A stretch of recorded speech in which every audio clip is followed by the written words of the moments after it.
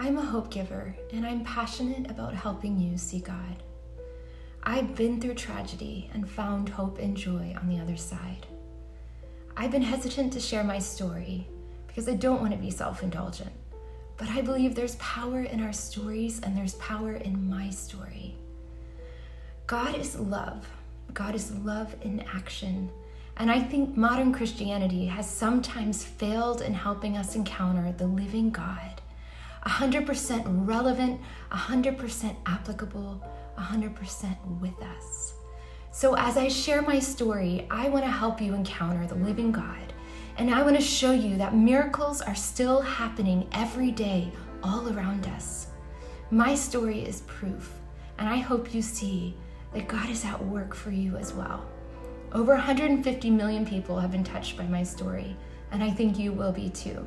So I'm so glad you're here. Growing up, I was classically trained in piano, voice, and ballet, but all of the pressure led me to develop an eating disorder. For 5 years, I battled anorexia and bulimia. I tried everything and nothing helped. Prayer, counseling, nothing. I was only getting worse and I felt hopeless.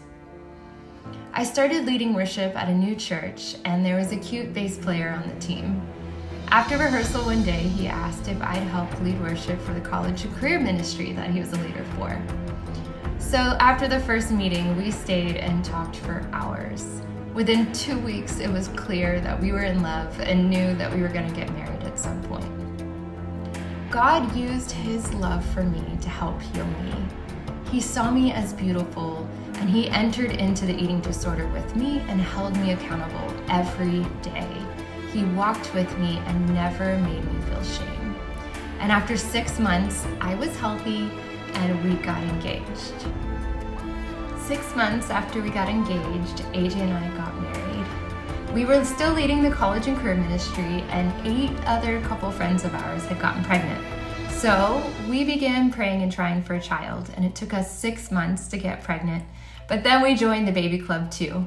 But in a surprise turn of events, we ended up moving to DC for my husband to work for International Justice Mission.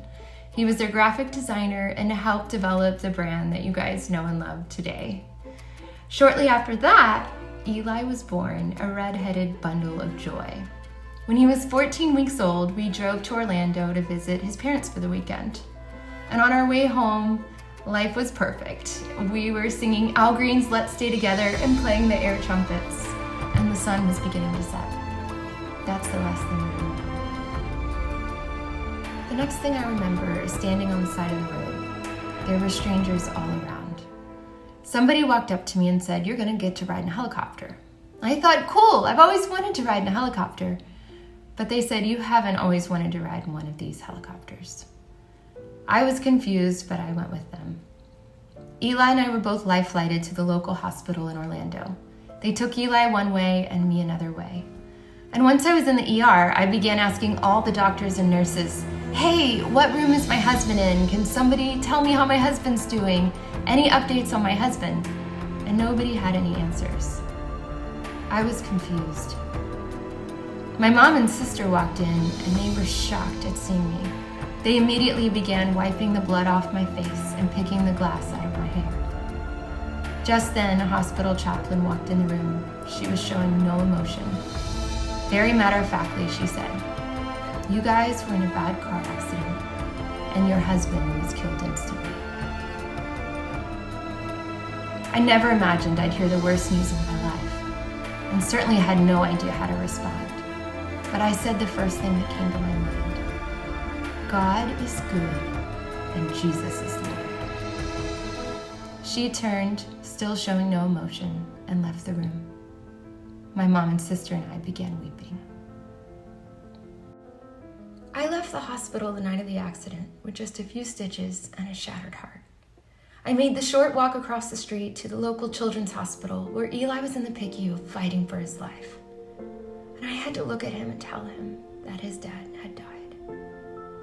Eli was having seizures so bad that his breathing would stop, his monitors would flatline, and the nurses would fight to resuscitate him.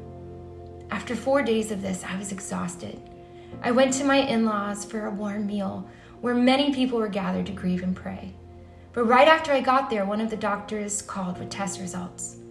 He said, if Eli lives, he'll likely never walk, talk, or show emotion.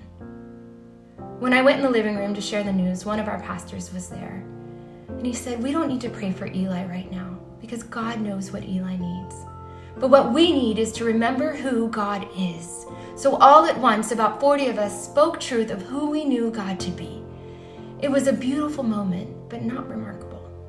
When I went back to the hospital that night, a nurse was running down the hall to meet me. She said, Eli woke up and he's had 7 bottles while you were gone. And when I went into his room, a scratch that was on his face had vanished. God healed Eli. The bleeding on his brain stopped. The seizure stopped. Eli stabilized and within a few weeks was home. Then the hard work began. There were over 1,000 people at my husband's funeral. I wore hot pink because I knew that's what he would have wanted, but it was the hardest day of my life. My father-in-law and brother-in-law literally had to carry me into the church as I protested, knowing this was not where I was supposed to be. After the service, we went next door to the fellowship hall, where over 1,000 people gathered to console us. I got separated from the family, and I was lost and terrified and overwhelmed.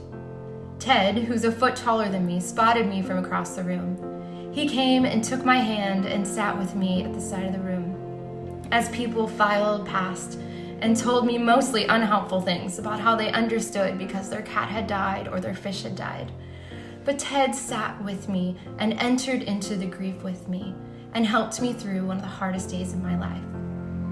In the days that followed, he stayed because he was AJ's boss, and we sat together and worked on getting all the files off of AJ's computer for the projects that they were in the middle of. And as we did, we spoke and talked and grieved. When Ted left, he started writing letters to me, and for a year we wrote letters back and forth, and he would send me his prayers for Eli and me before bed. About a year later, I went to visit him in DC, and it was much like the song of Beauty and the Beast. There was something there that wasn't there before. So if you watched my story today, I talked a little bit about AJ's funeral and some of the unhelpful things people said to me there as they were trying to console me. So I just wanted to hop on and give you a few practical tips if you are finding yourself with somebody who's grieving, especially a fresh loss. And I would say the best thing that somebody did that day was give me a bag full of cute patterned Kleenexes. And they said, at least if you're gonna cry, you can cry in style. And I love that because not only did she see me, she equipped me to grieve and she gave me permission to grieve.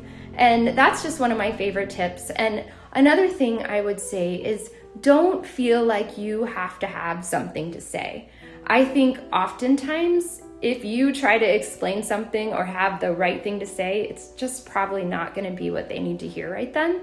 And we can feel uncomfortable when somebody's walking through tragedy. But the best thing to do is just be present with them. Just see them. Just tell them you're sorry. One of the things I often say is, I have no words. And just acknowledge that. Acknowledge the awkwardness, acknowledge your inadequacy, and just say, I see you. And I'm sorry. And if appropriate, give them a hug. But just be with them and don't try to explain it. After the accident and Eli was home from the hospital, I moved in with my husband's parents. It was a really hard time, but yet there was beauty as we supported each other and grieved together. After about a year, I wanted to do something kind for them for all their kindness to me. So I was making them a nice dinner, jambalaya and fried okra. I just put the oil on for the okra when Eli woke up. So I went into his room and I believe he needed a diaper. And so I changed his diaper, came out with him on my hip, and the kitchen was on fire! Oh! So I just was staring at it and my father-in-law goes, Kellie, get that baby out of the house! And I'm like, oh yeah! So we leave and all the fire trucks come. And the next year living with them was spent eating all of our meals on the barbecue grill while their entire kitchen was being rebuilt. And you know, they never made me feel guilty. They just loved me through it all. They are the definition of unconditional love. So when it was time for Eli and I to move out, we moved just down the street from them. And I was trying to figure out how I could possibly thank them for all their generosity to us. So I wrote him a song, and now we're even. Just kidding. We'll never be even. But I did write them a song. It's called To Say Thank You, and I hope you love it too. I've talked about how God healed Eli, and yes, he did from those extreme injuries. But it became clear in the months that followed that Eli still had severe special needs. Going to therapy was practically a round-the-clock job. And about 2 years after the accident, Eli developed a disorder called post-viral cerebralitis, where every time he'd get even mildly sick, he'd lose his ability to walk or even control his body, and would be in the hospital for weeks at a time. I was a single mom and a young widow, completely overwhelmed and discouraged. Meanwhile, I had a very public ministry, and you might remember my response to AJ's death was, God is good and Jesus is Lord. And while yes, I believe that, I felt like my responsibility was to defend God and present him on a silver platter. Meanwhile, I was terrified to actually grieve. I was afraid to be honest with God. One day I was reading Job, and you might remember, Job was really honest with God. Meanwhile, his friends were like, just repent and worship God. And Job was like, no, I'm angry. Well, at the end of Job, my Bible says, God addressed Job and said, my friend Job. And I believe it's the first time God calls a human his friend. He said, my friend Job, I want you to pray for your friends for not being honest, either with me or about me. And in that moment, God gave me permission to be honest with him. And that's when I began to grieve and heal. A year after the accident, Ted and I began dating. He was in DC and I was in Orlando, and we dated long distance. Ted really wanted to be married, and so did I. But I'm also nobody's dream girl. Young widow with a child with special needs, #no one. But Ted's a special man, and we pursued a relationship together. What I really wanted was a Band-Aid over all the pain and grief. And God said no. For 4 years, God said no. And that no challenged my faith almost as much as losing AJ. Severe mercy is when God withholds what we want and gives us what we need. And he knew what I needed wasn't a Band-Aid. He knew what I needed was to truly grieve. And it wasn't until I began to grieve and embrace that with honesty that my heart began to heal. Psalm 84 says, blessed are those who walk through the valley of weeping. For when you walk through the valley of weeping, it becomes a place of refreshment where pools of blessing collect after the rain. But I was scared to go through the valley. What if I didn't make it? But God was with me. Meanwhile, 4 years after dating Ted, when he still didn't know if I was the one, I was frustrated and I ended the relationship. And I said, if you love me, you won't pursue me or call me. You'll let me go. As I've been sharing my story, I've been sharing really significant things with just a very few details and staying pretty high level. That's because I'm trying to fit these 90-second formats. But I know I'm skipping over a lot. So if you're grieving or you know somebody that's grieving, I want you to know that I am here for you and I'm happy to answer more questions and go deeper and just be a resource for you.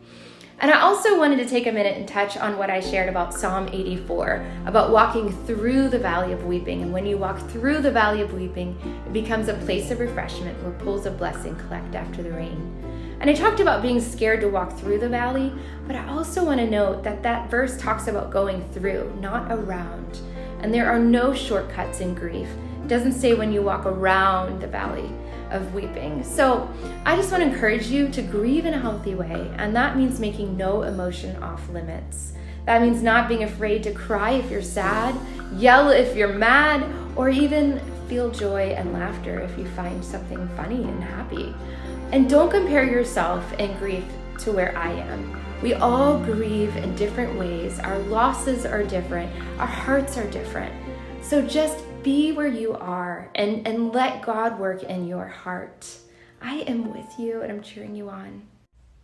4 years after dating Ted, when he still didn't know if I was the one, I ended the relationship and I said, if you love me, you'll let me go. For 6 months, we had no contact and I had moved on. I was on tour doing music in LA and Alabama when I got a call from Ted. I didn't answer, but I listened to his voicemail and he sounded really distraught. So I called him back only because I was worried something terrible had happened. He said, I'm at your front door, where are you? And I said, I'm in Alabama. And he said, "What are you doing in Alabama?" And I said, "All I can do is listen." So for the next hour, he poured out his heart to me, and he had flown from DC to Orlando to propose to me, was at my front door with roses, and I was not home. Nor was I ready or open to the idea. So I made him fight to win my heart. A couple weeks into this, I was on a date with God, and I felt like the Holy Spirit said, "I've refined you in the fire of suffering, and now I'm going to refine you in the fire of my goodness." I had so many people sharing their opinions with me on whether I should move forward with Ted, but I knew I just needed to hear God's opinion. So I went away for a silent retreat, and on the third day, I was at a restaurant called Heavenly Barbecue with a Taste of Grace, and the song "You're Still the One" started playing, and I felt like the Holy Spirit said, "Yes, Ted's the one." God said yes. Ted and I were engaged 29 days, and we had over 300 people at our wedding. People say I could write the book on how to plan a wedding in less than a month, but the reality is God planned our wedding. The venues we were calling were booked solid for 2 years in advance, but our top choice venue when we called had a cancellation for the very day that we wanted. The same with the reception hall. It was amazing. So then I go to a gown shop to find a dress, and they practically laughed me out of the store. But a woman comes from the back and says, "Wait, a bride ordered a dress just like you're describing, and when it came, she was no longer that size." I put it on and it fit me perfectly, a designer gown, 85% off. Same with our cake topper. Somebody ordered it, didn't like it, I loved it, 50% off. Every detail was planned. One of our bridesmaids said, "Ted needed to learn that he couldn't live without me, and I needed to learn that I could live without him." And that summed it up perfectly. As much as I had fought God on the timing over the 5 years as a widow, it was clear that the timing was perfect. He had done such a work of healing in my heart, and I was ready to love again. So we were married and moved back to DC, and I was an IJM wife yet again. I don't like parenting books, especially as a parent of a child with special needs. I just feel like they're not very helpful. I want to write a parenting book that says, "Parenting is hard, the end." You know, I've talked about learning to be honest with God, and I've talked about struggling through how God had dramatically healed Eli, but yet it became clear he would still have special needs. And I was really confused, God, like, why would you heal Eli partway and not all the way? And I felt like I was in a constant place of being disappointed with God, but also a constant place of being disappointed with Eli and all the things that he couldn't do. And the Holy Spirit changed my heart. He said, "Kellie, Eli's special needs are not going to hinder him from doing or being anything that I created him to do or be." And I just began focusing on what Eli could do and who Eli is and celebrating all of that. And it completely transformed my heart as his mom. So after being married to Ted for almost 2 years, our daughter was born, and Ted adopted Eli, and it was such a beautiful ceremony.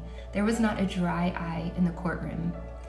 Shortly after that, we went on a trip to Rwanda with Sarah Groves and her band, and that was life-changing because when we came home, I made my first album with Sarah and her band. Shortly after that, our son was born at home on purpose. It was so much fun and such a perfect day. A little while after that was the 10th anniversary of the accident. I sat in my quiet time chair with the Lord, and I began thanking God for getting me through another October, for getting me through another Halloween, for getting me through another year. And as I began going back through my memories, even though there were so many hard, impossible, grief-filled, ugly moments, I could not find a single one where the Holy Spirit had abandoned me. He had been faithful through it all. Then something happened I'd never experienced before. I was wide awake, but it was like I was dreaming.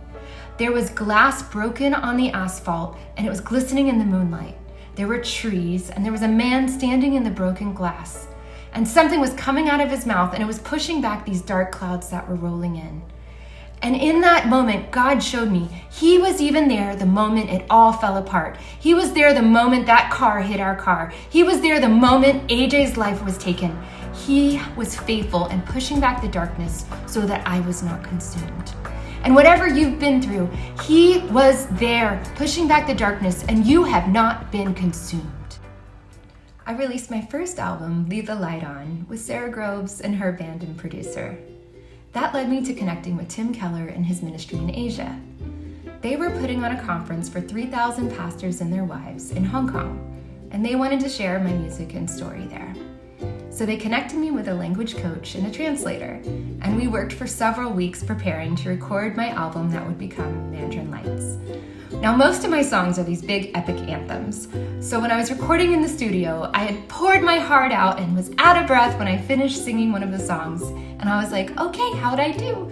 And my language coach pushed the talkback button and said, that was very nice, except you just said you spit on my cat. And I was like, oh, how do I really say that? So it came time to share at the conference in Hong Kong, and I shared my story with a translator, but I sang live in Chinese. Me, this little white girl from Florida, singing in a stadium full of native Mandarin Chinese speakers. But it was an Acts miracle moment, and people told me afterwards that if they closed their eyes, they wouldn't know that I wasn't Chinese. But another miracle happened too. As I sang, people were healed. They were healed physically, emotionally, relationally. People told me stories of how their hip pain went away, their back pain went away, their marriages were healed, their hearts were healed. God moved in a miraculous way. Right before I went in the studio to record my album in Mandarin Chinese, we had some friends over to pray. Somebody was asking me lots of questions about my story, and at one point I said, I'd love to find the medical professionals that helped save Eli's life and thank them. Well, this person practically fell off our couch when they realized that they worked for the same hospital and their job was to make videos for them. So for 6 months, the film crew, the hospital, and I worked together to find all the medical professionals that helped care for Eli. This became the Thank You Project, a 5-minute film. But each thank you in the video is just a nice little hug, whereas in real life, each thank you was about an hour-long, really rich, meaningful conversation, where most of these medical professionals said they had never been thanked. The Today Show heard what we were doing and sent their own film crew down and made their own version of the Thank You Project, which aired on Thanksgiving morning right before the Macy's Day Parade on national TV. Needless to say, our story went viral. But going viral was never the goal. Our goal was to thank these heroes. So many people ask me, why did I wait 10 years to say thank you? And the answer is simple. When I was going through tragedy, I was just trying to survive. I did not have the capacity for gratitude. And I am so glad that I could go back and find these heroes who truly live a thankless job and honor them with this story. I wrote the songs for my third album, Wild Love, while we were thanking the heroes that helped save our son's life. And since our story had gone so viral, I thought for sure this album would too. And the reality was, I had come to like the fame. I could barely walk through the airport without a stranger recognizing me. And it was common when we were out to dinner for somebody to buy us dessert because they recognized us from our story. And so when I made this album, I was trying to be something. I was trying to be famous. And God said no. And that no was another example of His severe mercy, that while it was so hard, it was the grace that I needed. That no was like a mirror in front of my face, helping me see that I had become somebody I didn't want to be. I had made it about proving my own greatness instead of pointing to God's greatness. And I had stopped serving the people I was called to serve as a hope giver. And so that no was so hard, to let go of those falsely placed dreams. But in the absence of success, I found myself in a place of surrender. And in that surrender, my heart became free yet again. Life is full of surprises. I suddenly found myself leading worship in a castle in Austria. The next day, I hugged my husband goodbye in Munich, Germany, and got on a plane bound for Iraq. This was during the height of ISIS in the middle of war. But my best friend was there, and I wanted to come alongside her and help serve the community she loves.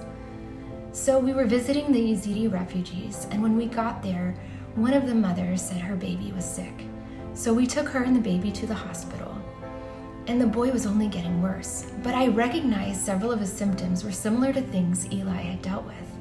And so Jessica worked as a translator, and together we helped get the boy the medical help that he needed. But after 3 days, he was only getting worse. So Jessica said, "Kellie, I think you need to sing to him." So I started singing Amazing Grace. I put my face next to his, and I said in the lines, "The Lord has promised good to me. His word my hope secures. His will my shield and portion be as long as life endures." And I sang that over and over. It was late at night when we left the hospital, and the next morning we went back, and little baby Aram was sitting up in bed, smiling. His mother was laughing and holding him, and they were overwhelmed with gratitude. God healed Aram. My little ukulele and I had the privilege of leading worship for a women's trip to the Holy Land. But going on this trip, my faith was at an all-time low. I had pretty much zero expectations, and God felt really distant. But as I stood on a slimy rock in the Sea of Galilee, this tangible grace began to bubble up in my heart as I realized that this was the same water that Jesus walked on.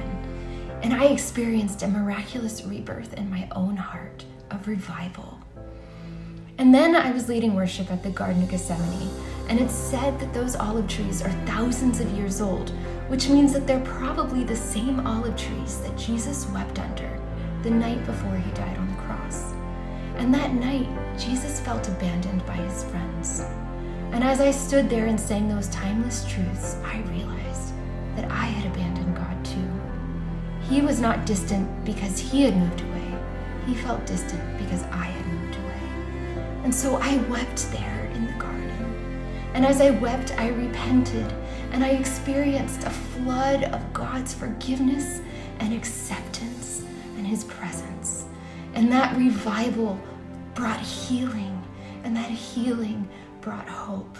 And my life has never been the same, as I am so aware of God's unconditional love for me and you. Right after I got home from the Holy Land, a very bad hurricane hit our town here in Florida. We were without electricity for more than a week, and everything was a mess. The women that I had traveled with were checking on me and kept saying how much they missed my ukulele and hymns, and asked if I'd just record some demos for them on my phone. And I thought, I could do better than that.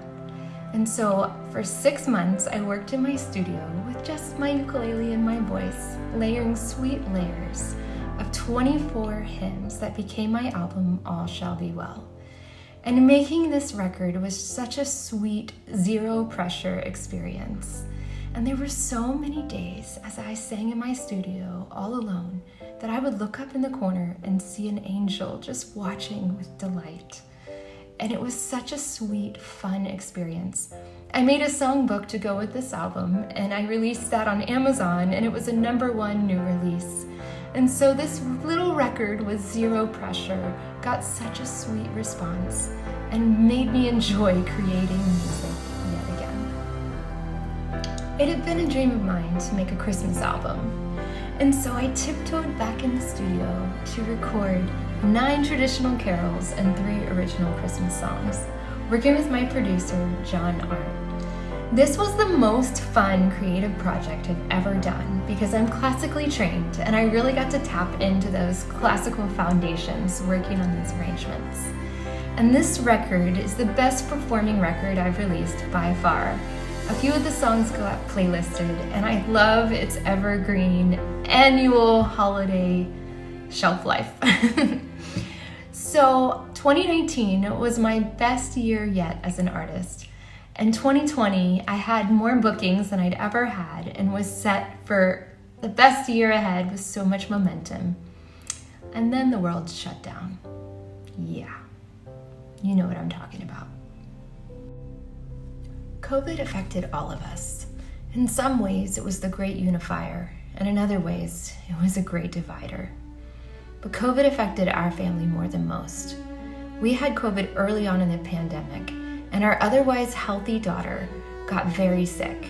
She was in and out of the hospital for 9 months as doctors struggled to figure out why she wasn't recovering. People all over the country were praying for her. And one morning when she was in the hospital early for yet another procedure, I was soaking in Psalm 23 about how God's love pursues us, even in those hard places. And I penned the words that would become the lyrics to my song, Even When. It says, even when it's hard to see and when my strength is failing, these dry bones will still wake and sing that all your ways are good. And worship is the greatest tool we've been given, not because we want to make God feel good so he gives us what we want, and not because he's insecure and needs us to tell him how great he is. But no, we worship because he's worthy, and also worship is the one thing that can lift us up off of the things that are weighing us down, because we lift our eyes to the one who lifts us up. And so our daughter did eventually recover, and you can listen to my song Even When anywhere you stream music. Not long after our daughter recovered, my husband went into the hospital for quintuple heart bypass surgery, out of the blue. We knew it was high risk, and that morning as they wheeled him away into the OR, I went in the bathroom in the hospital and wept and breathed a prayer, God, help me. I was staring down the barrel of being a widow again, and I knew how hard the mountain of grief is to climb, but I also knew that God had never abandoned me any step of the way. And as I wept in that bathroom, the Holy Spirit reminded me that his faithfulness is not contingent on what happens, that he was going to be faithful to me no matter what happened in the OR that day, that he would get me through, because faithful is who he is, way more than it's what he does. For my husband's heart to be healed, first it had to be broken. God is an expert heart surgeon, and sometimes the healing hurts, and sometimes our hearts break before they are mended.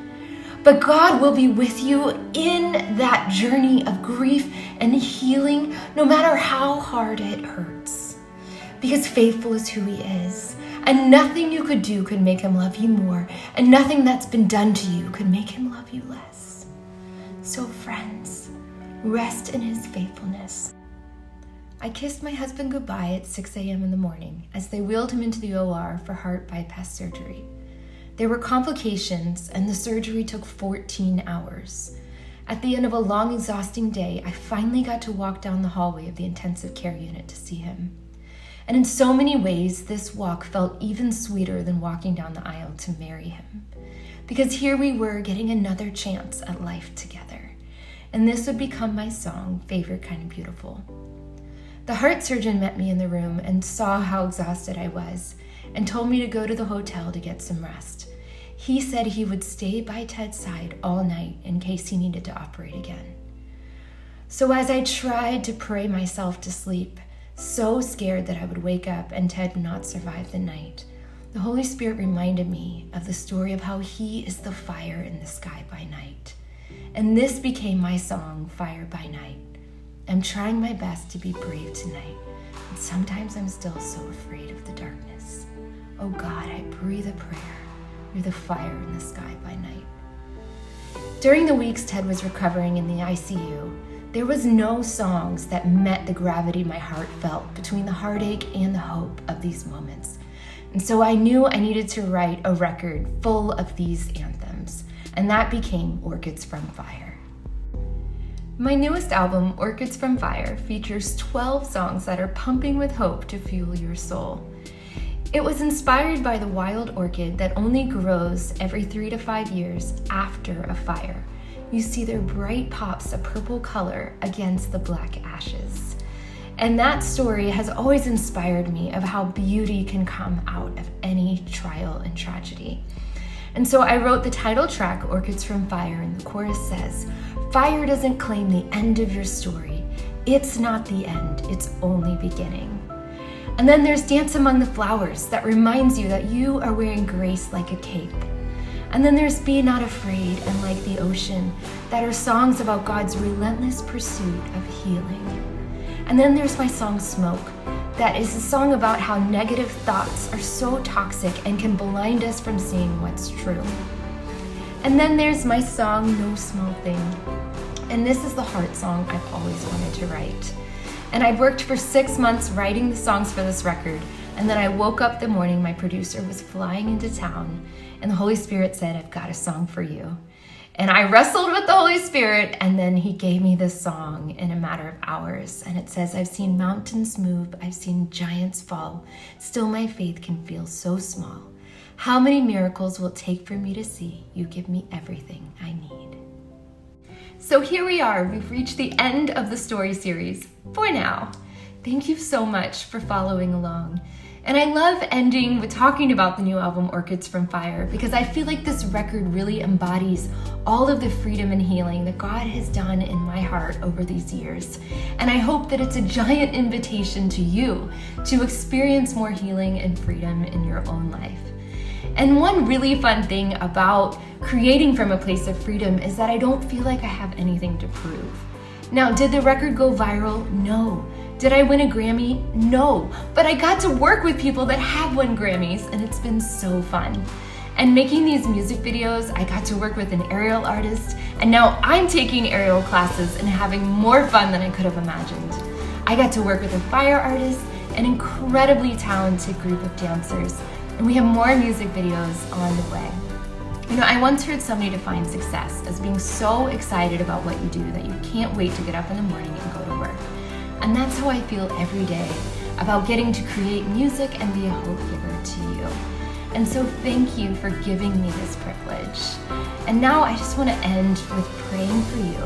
So God, right now I pray for everybody watching this that you would call them on an adventure with you and give them that joy and that excitement, that hope and anticipation every day when they wake up.